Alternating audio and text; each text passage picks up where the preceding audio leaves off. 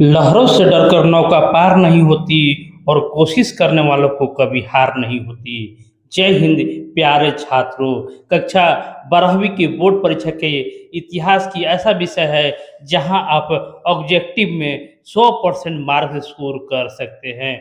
तो आज हम सोल्व करने जा रहे हैं 2025 का सबसे महत्वपूर्ण प्रश्न जिसने 100 प्रश्न शामिल है। हम हर प्रश्न को बारीकी से समझेंगे और उसके पीछे की कहानी व्याख्या को भी जानेंगे ताकि आपको रटनी ना पड़े बल्कि हमेशा के लिए याद हो जाए।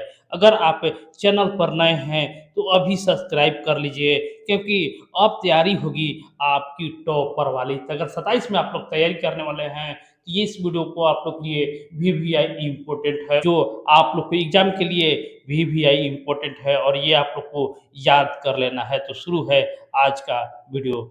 मानव द्वारा सर्वप्रथम किस धातु का उपयोग किया गया था? मानव के द्वारा सर्वप्रथम किस धातु का उपयोग किया गया था? लोहा का, तांबा का, चांदी का या कांस्य का? तो मानव के द्वारा सर्वप्रथम तांबा का उपयोग किया जाता है। मानव इतिहास में पाषाण युग के बाद ताम्र पाषाण काल आया था जिसमें मनुष्य में सबसे पहले तांबा धातु की खोज की और इसका उपयोग औजार और हथियार बनाने में किया गया था। सारा व्याख्या को आप लोग को समझ लेना है और याद जरूर कर लेना है। सारा 100 प्रश्न आप लोग के लिए वीवीआई इम्पोर्टेंट मैंने प्रश्न को लाया है।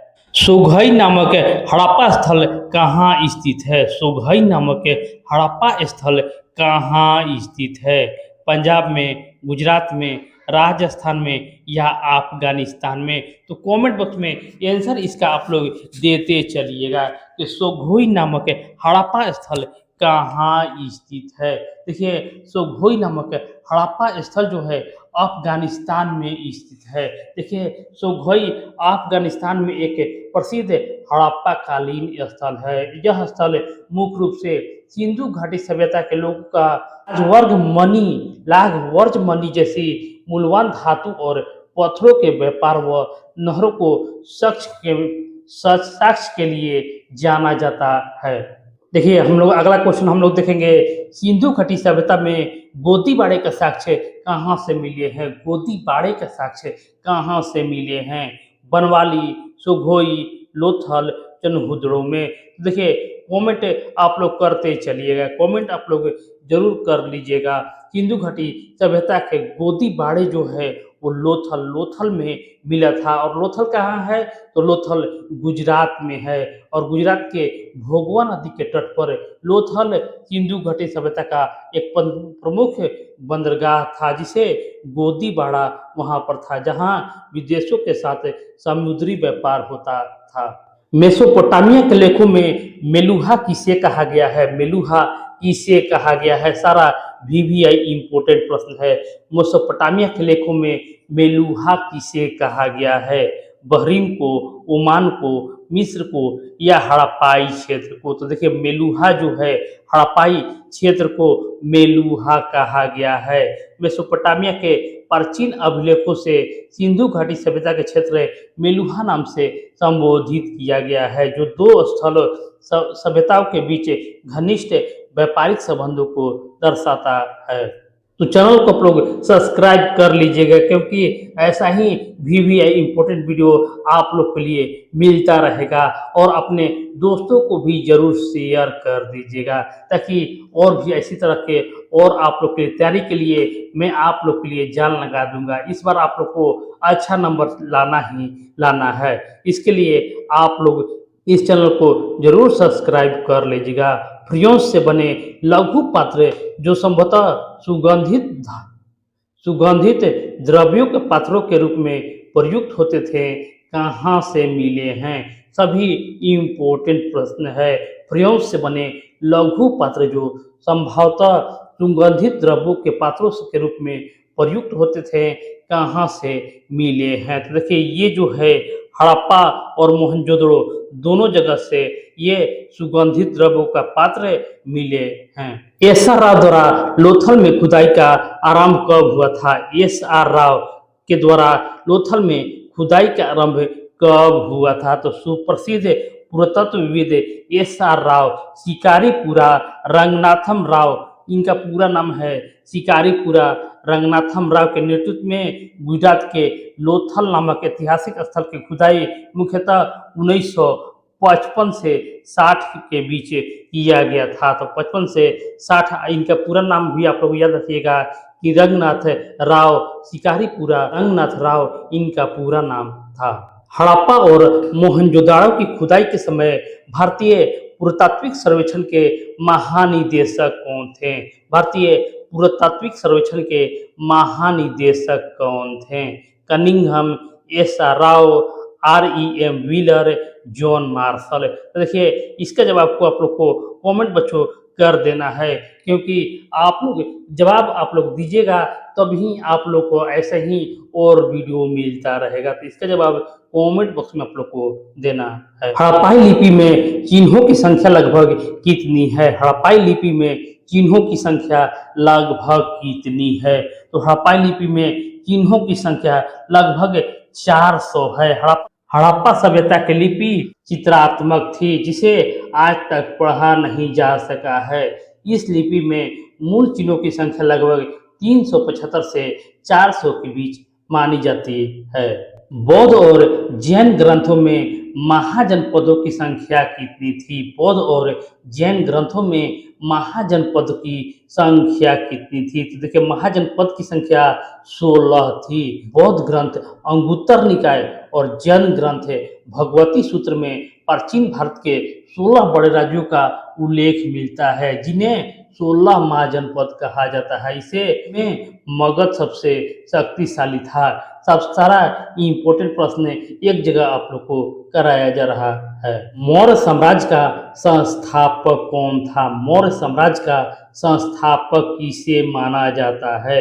तो चंद्रगुप्त मौर्य को मौर्य साम्राज्य का संस्थापक माना जाता है। चंद्रगुप्त मौर्य अपनी गुरु चाणक्य की सहायता से नंद वंश के अंतिम शासक घनानंद को पराजित कर 321 ईस्वी में मौर्य साम्राज्य की स्थापना की थी। धम्म महामात की क्या अर्थ है? धम्म महामात का क्या कार्य था? आंसर होगा धम्म महामात का कार्य धम्म का प्रचार करना धम्म महामात का कार्य था। सम्राट अशोक ने अपने राज्य में नैतिक मूल्यों के, शांति और बौद्ध धर्म के सिद्धांतों को लोगों के बीच फैलाने और उनकी देखरेख करने के लिए धम्म महामात नामक विशेष अधिकारियों की नियुक्ति की थी। हरिसेन ने प्रयाग प्रशस्ति अभिलेख ने किस शासक के प्रशंसा में लिखी थी? हरिसेन ने प्रयाग प्रशस्ति अभिलेख में किस शासक की प्रशंसा की है? तो हरिसेन ने समुद्रगुप्त की प्रशंसा की है। हरिसेन गुप्त सम्राट समुद्रगुप्त राज कवि थे। उन्होंने प्रयाग के स्तंभ पर संस्कृत में प्रयाग प्रशस्ति की रचना की है, जिसे समुद्रगुप्त के विजयों और उनकी वीरता का विस्तृत वर्णन किया गया है। गौतमी पुत्र सतकर्णी का संबंध किस वंश से था? देखिए गौतमी पुत्र सतकर्णी का संबंध किस राजवंश से था? तो सातवाहन वंश से गौतमी पुत्र सतकर्णी का संबंध था, और ये सातवाहन वंश का सबसे महान और शक्तिशाली राजा थे, जिन्हें अपने माता का नाम गौतमी को गौरव प्रदान किया और सातवाहन साम्राज्य का विस्तार किया था। शिल्प उत्पादकों और व्यापारियों के संघ को क्या कहा जाता था? शिल्प उत्पादकों और व्यापारियों के संघ को क्या कहा जाता था? तो व्यापारियों के संघ को श्रेणी कहा जाता था। प्राचीन भारत में शिल्पकारों और व्यापारियों ने अपनों हितों की रक्षा, गुणवत्ता नियंत्रण और व्यापार के सुचारू संचालन के लिए आर्थिक व व्यापारिक संगठन बनाए थे, जिसे श्रेणी कहा जाता था। तो आप लोग चैनल को जरूर शेयर कर लीजिएगा। उज्जैनी किस महाजनपद की राजधानी थी? उज्जैनी किस महाजनपद की राजधानी था? तो उज्जैनी जो था अवंती की राजधानी थी। मध्य भारत के स्थित में अवंती महाजनपद 2 भागों में बटा था। उत्तरी अवंती की राजधानी उज्जैन थी और दक्षिणी अवंती की राजधानी महासमती थी। कुषाण शासक अपने नाम के आगे कौन सी उपाधि लगाते थे? कुषाण शासक अपने नाम के आगे कौन सी उपाधि लगाते थे? तो देवपुत्र कुषाण शासक अपने नाम के आगे लगाते थे। चीनी शासकों से प्रेरित होकर कुषाण राजाओं जैसे कनिष्क ने स्वयं को देवी देवताओं को समान पूजनीय दिखाने के लिए देवपुत्र की उपाधि धारण की थी। सुदर्शन झील का जीर्णोद्धार करने वाला शक राजा रुद्रदामन का कार्यकाल क्या था? देखिए, सुदर्शन झील का जीर्णोद्धार करने वाला शक राजा रुद्रदामन का काल क्या था? तो दूसरी शताब्दी में सुदर्शन झील का जीर्णोद्धार शक राजा रुद्रदामन ने किया था और यह 130 ईस्वी से 150 ईस्वी के बीच जूनागढ़ अभिलेख से गुजरात प्रसिद्ध सुदर्शन झील के पुनर्द्वार मरम्मत की जानकारी मिलती है। 5वीं सदी के मंदसौर अभिलेख जिसमें रेशम के बुनकरों की एक श्रेणी का उल्लेख किया है, कहाँ से मिला है? तो ये मध्य प्रदेश राज्य से मिला है। मंदसौर मध्य प्रदेश के एक ऐतिहासिक जिला है। यहाँ से प्राप्त गुप्तकालीन अभिलेख से पता चलता है कि रेशम बुनकरों की एक श्रेणी आकर मंदसौर में बस गई थी। तमिल संगम साहित्य में बेल्लार किसे कहा जाता था? तमिल संगम साहित्य में बेल्लार किसे कहा जाता था? तो बेल्लार जो है बड़ी जमींदार को बेल्लार कहा जाता था। दक्षिण भारत में पश्चिम संगम साहित्य के अनुसार समाज के भूमि के आधार पर वर्गीकरण किया गया था। बड़े जमींदारों की बेल्लार, हलवाहों और उजवार और दासों मजदूरों को आदिमई कहा जाता था। धर्म सूत्र और धर्म शास्त्रों में विवाह कितने रूपों में मान्यता दी गई थी? धर्म सूत्र और धर्म शास्त्रों में विवाह के कितने रूपों की मान्यता दी गई थी? तो टोटल 8 रूपों की मान्यता दी गई थी। प्राचीन हिंदू धर्म ग्रंथों जैसे मनुस्मृति और धर्मशास्त्र में मानव समाज के लिए 8 प्रकार के विवाहों को उल्लेख किया गया है, जिसमें से पहले 4 को उत्तम और अंतिम 4 को निंदनीय माना गया है। ऋग्वेद का संकलन कब हुआ था? ऋग्वेद का संकलन कब हुआ था? तो इसका जवाब आप लोग को कमेंट बॉक्स में कमेंट कर देना है कि ऋग्वेद का संकलन कब किया गया था। प्राचीन भारत में जैन विद्वानों ने किस भाषा में साहित्य को लिखा था? प्राचीन भारत में जैन विद्वानों ने किस भाषा में साहित्य को लिखा था? तो प्राकृत, संस्कृत, तमिल, ये सभी भाषा में जैन विद्वानों ने अपना साहित्य को लिखा था। बुद्ध का जन्म कहाँ हुआ था? बुद्ध का जन्म कहाँ हुआ था? लुम्बिनी में, वैशाली में, सारनाथ में या बोध गया में? तो कमेंट आप लोग करते हुए चलिएगा, जिसका आंसर आवे कमेंट करते चलना है।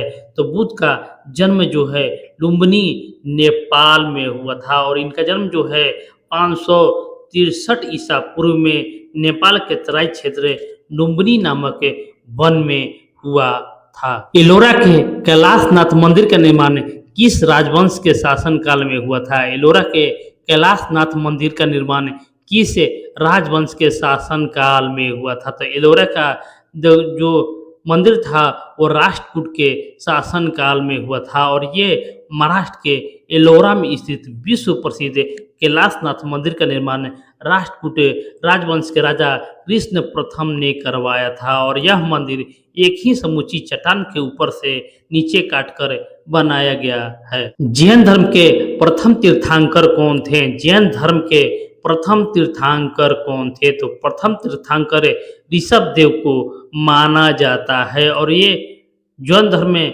कुल 24 तीर्थंकर हुए, जिसमें प्रथम तीर्थंकर ऋषभ देव, इन्हें आदिनाथ भी कहा जाता है। पार्श्वनाथ 23वें और भगवान महावीर 24वें और अंतिम तीर्थंकर हुए थे। चीनी यात्री ह्वेनसांग भारत कब आया था? चीनी यात्री ह्वेनसांग भारत कब आया था? तो क्वेश्चन का आंसर आवे तो कमेंट बॉक्स में कमेंट आप लोग को करते चलना है कि चीनी यात्री ह्वेनसांग हर्षवर्धन के शासनकाल में 7वीं शताब्दी में आया था और ये लगभग 629 से 645 ईस्वी के बीच भारत में बौद्ध ग्रंथों का अध्ययन करने के लिए नालंदा विश्वविद्यालय में शिक्षा ग्रहण करने भारत आया था।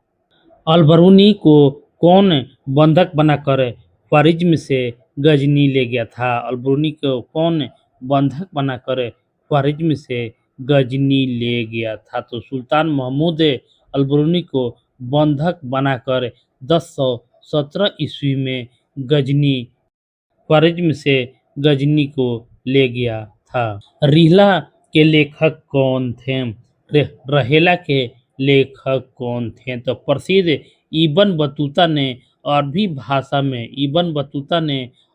भाषा में रहेला के लेखक किया था, जिसे किताब उल रहेला, जिसको रिहला भी कहा जाता है। इसमें 14वीं शताब्दी के भारत के सामाजिक और सांस्कृतिक जीवन का बहुत सुंदर वर्णन किया गया है। फ्रांसवा बर्नियर कौन था? फ्रांसवा बर्नर कौन था? तो फ्रांसवा बर्नर जो था, इनमें से सभी था। चिकित्सक था, राजनीतिक दार्शनिक था और इतिहासकार था। सभी फ्रांसवा बर्नियर था और ये फ्रांस का रहने वाला फ्रांसवा बर्नियर एक योग्य चिकित्सक, राजनीतिक दार्शनिक और इतिहासकार था। वह मुगल काल शाहजहां और औरंगजेब के समय भारत आया था। उसने राजकुमार दाराशिकोह के चिकित्सक के रूप में भी कार्य किया था। पुरी के जगन्नाथ मंदिर में किस देवता की पूजा की जाती है? पुरी के जगन्नाथ मंदिर में किस देवता की पूजा की जाती है? तो कृष्ण, बलराम और सुभद्रा, ये सभी की पूजा पुरी के जगन्नाथ मंदिर में की जाती है और मुख्य रूप से तीनों देवताओं की काष्ठ की मूर्तियां की पूजा की जाती है। भगवान जगन्नाथ, श्री कृष्ण, उनके बड़े भाई बलभद्र, बलराम और उनकी बहन सुभद्रा की पूजा की जाती है। नैनार किस देवता की उपासना करते थे? नैनार जो होते थे वो किस देवता की उपासना करते थे? देखिए ऑप्शन देखिएगा, ब्रह्मा, विष्णु, शिव या अग्नि। तो नैनार जो होते थे वो शिव की आराधना या उपासना करते थे और अलवर जो होते थे वो भगवान विष्णु के भक्त वैष्णव कहलाते थे। मुगल शहरों को किसने शिविर नगर कहा था? मुगल शहरों को किसने शिविर नगर भी कहा था? तो फ्रांसवा बर्नियर ने मुगल शहरों को शिविर नगर कहा था और ये अपने पुस्तक में मुगल कालीन शहरों को शिविर नगर कहा था। उसका मानना था कि राजकीय शिविर का आगमन पर अस्तित्व में आते थे और दरबार के हटाने पर उजड़ जाते थे, यानी पूरी तरह से राजकीय संरक्षण पर निर्भर थे।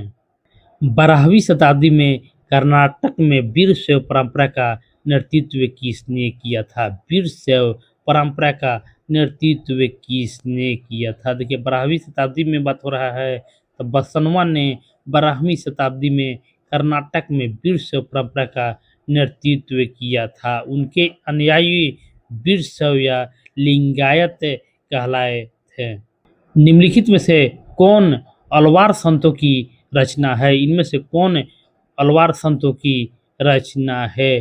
तो नलियारे दिव्य प्रबंधम अलवार संतों की रचना है। देखिए अलवार संत विष्णु भक्त जो भजन के मुख्य काव्य संकलन को नलियार दिव्य प्रबंधन कहा जाता है, जिसे तमिल वेद के रूप में भी जाना जाता है, जबकि तवैरम से नैनार संतों का रचना का संकलन है। भारत से आने वाले मुसलमान को क्या कहा जाता था? भारत से आने वाले मुसलमान को क्या कहा जाता था? तो मुसलमान को ताजिक कहा जाता था। मध्यकालीन भारत में अभिलेखों में विदेशी मुसलमानों को सीधे मुसलमान न कहकर मूल निवास स्थान के आधार पर पुकारा जाता था। जैसे तुर्की से आने वाले को तुरुस्क और भारत से आने वाले को ताजिक कहा जाता था। शेख निजामुद्दीन औलिया का दरगाह कहाँ स्थित है? शेख निजामुद्दीन औलिया का दरबार कहाँ स्थित है? तो दिल्ली में शेख निजामुद्दीन औलिया का दरगाह स्थित है और ये सूफी संतों के चिश्ती सिलसिले के प्रसिद्ध संत शेख निजामुद्दीन औलिया थे। आदि ग्रंथ साहिब का संकलन किसने किया था? आदि ग्रंथ साहिब का संकलन किसने किया था? तो गुरु अर्जुन देव ने। गुरु अर्जुन देव जो सिखों के पांचवें गुरु थे, उन्होंने 1604 ईस्वी में सिखों के पवित्र धर्म ग्रंथ आदि ग्रंथ, जिसे बाद में गुरु ग्रंथ साहिब कहा गया, का संकलन किया था। इससे पहले 5 गुरुओं और अन्य संतों का भी उपदेश इसमें शामिल किया गया है। वीरशैव परंपरा के वचन किस भाषा में रचित है? वीरशैव परंपरा के वचन किस भाषा में रचित है? तो ये कन्नड़ भाषा में वीरशैव परंपरा का वचन रचित है। कर्नाटक में लिंगायत वीरशैव आंदोलन के संतों को अपने भक्ति विचारों के सामाजिक संदेशों को आम लोगों तक पहुंचाने के लिए स्थानीय भाषा कन्नड़ में लघु काव्यों की रचना की, जिन्हें वचन कहा जाता है। कबीर से संबंधित दोहे किस ग्रंथ में संकलित किए गए हैं? कबीर से संबंधित दोहे किस ग्रंथ में संकलित किए गए हैं? बीजक में, कबीर ग्रंथावली में, आदि ग्रंथ साहिब में या इनमें से सभी में? तो जहाँ भी ऑल ऑफ दीज देखना है, ऑल ऑफ दीज करना है कि कबीर से संबंधित दोहे इनमें से सभी में संकलित की गई है। सिख गुरुओं के अलावा किन संतों की बानी आदि को ग्रंथ साहिब में संकलित किया गया है? देखिए, सिख गुरुओं के अलावा किन संतों की बानी आदि को ग्रंथ साहिब में संकलित किया गया है? देखिए, ऑल ऑफ दीज, देखिए तो ऑल ऑफ दीज ही करना है। बाबा फरीद, रविदास और कबीर, ये सभी का सिखों के बानी आदि ग्रंथ साहिब में संकलित किया गया है। विजयनगर साम्राज्य का पहला राजवंश क्या कहलाता था? विजयनगर साम्राज्य का पहला राजवंश क्या कहलाता था? देखिए, 1336 ईस्वी में हरिहर और बुक्का नामक 2 भाइयों ने विजयनगर साम्राज्य की स्थापना किया था और उनके पिता का नाम पर संगम था और ये संगम वंश के नाम से 1336 ईस्वी में विजयनगर साम्राज्य का स्थापना किया था।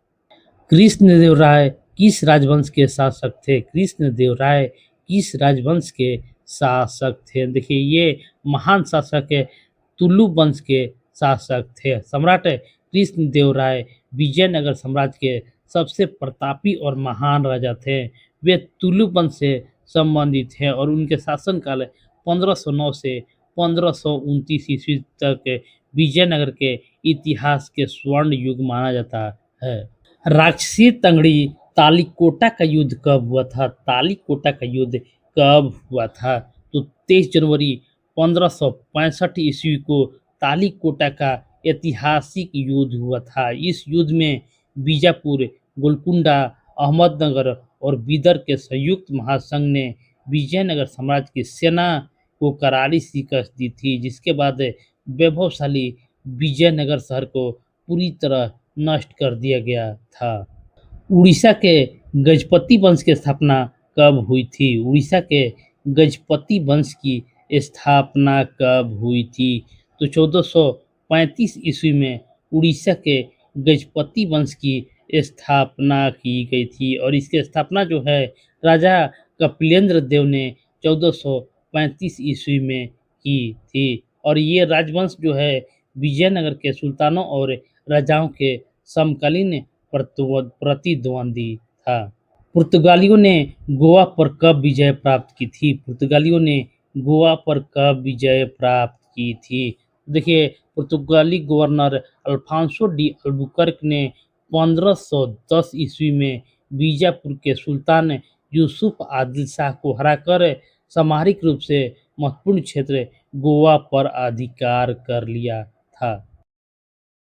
विजयनगर के शासकों द्वारा महानवमी डिब्बा का उपयोग किस लिए किया जाता था? विजयनगर के शासकों द्वारा महानवमी डिब्बा का उपयोग किसके लिए किया जाता था? तो राष्ट्रीय अनुष्ठान और सभा के लिए महानवमी डिब्बा का उपयोग किया जाता था। विजयनगर साम्राज्य की मातृ देवी किसे माना जाता था? विजयनगर साम्राज्य की मातृ देवी किसे माना जाता था? तो पंपा देवी को विजयनगर साम्राज्य की देवी माना जाता था और इन्हें स्थानीय लोग पूजा करते थे। मान्यता के अनुसार पंपा देवी इस क्षेत्र के मुख्य देवता विरूपाक्ष से विवाह करने के लिए यहाँ तपस्या की थी। विजयनगर साम्राज्य में अमर नायक कौन थे? विजयनगर साम्राज्य में अमर नायक कौन थे? तो अमर नायक सैनिक कमांडर थे। अमुक्तमाल्याद नामक ग्रंथ की रचना किसने की थी? अमुक्तमाल्याद नामक ग्रंथ की रचना जो है कृष्णदेव राय थे, जो तुलु वंश के महान शासक थे। उन्होंने तेलुगु भाषा में राज्य व्यवस्था और शासन कला पर आधारित अमु अमुक्तमाल्याद नामक ग्रंथ की रचना की थी। आईने अकबरी के लेखक कौन थे? आईने अकबरी के लेखक कौन थे? तो अबुल फजल आईने अकबरी के लेखक लेखक थे और ये इनका लिखे गए विशाल ग्रंथ अकबरनामा का तीसरा भाग है और ये अकबर साम्राज्य के प्रशासन, संस्कृति और सांख्यिकी का विस्तृत विस्तृत विवरण है।